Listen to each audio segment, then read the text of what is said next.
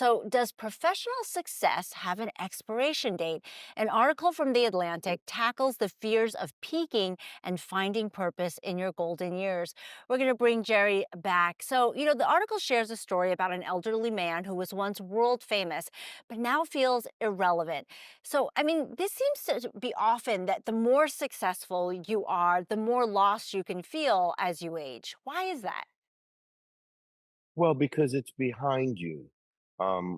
When you get into those contemporary issues of aging, this was an interesting story about this person who accomplished amazing things in their life, and then at the end of their life didn't recognize what those were.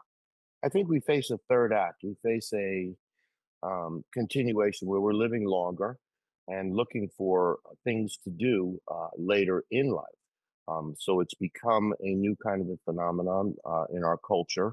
I see it a lot. I see people in their, getting a little bit older, but not ready to retire or not ready to stop engaging the world. Um, so that becomes the question. What do you do in the third act of your life, in the latter part of your life, to continue inspiring you, stimulating you, and, allowing you to feel connected? So, Jerry, research shows that happiness increases in our 50s but can drop sharply after 70, especially for men. What can people do in their middle years to stay happy in their golden years? Plan for it,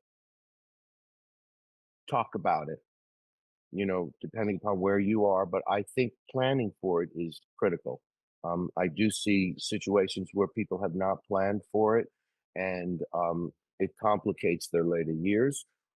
But if you're thinking about it and you're talking about it, and you're talking about it in terms of how you're going to feel when you get down the road like that, um, then if you can envision it, you can get there. You start to see what you want to see for your future. It takes a little bit of time to cycle into that. But if you can see it, you can get it. But you got to envision it. So that's what I mean when I talk about preparing, sort of thinking about what you want to do. What do you want it to look like? Gotta Yep. envision it. If you can see it, you can get it. Yeah. I like that. Thanks so much, Yeah. Jerry. You're welcome. Thank you. And up next in Life Quakes, helping kids understand non binary identity, plus balancing your morals and career goals. Stay tuned.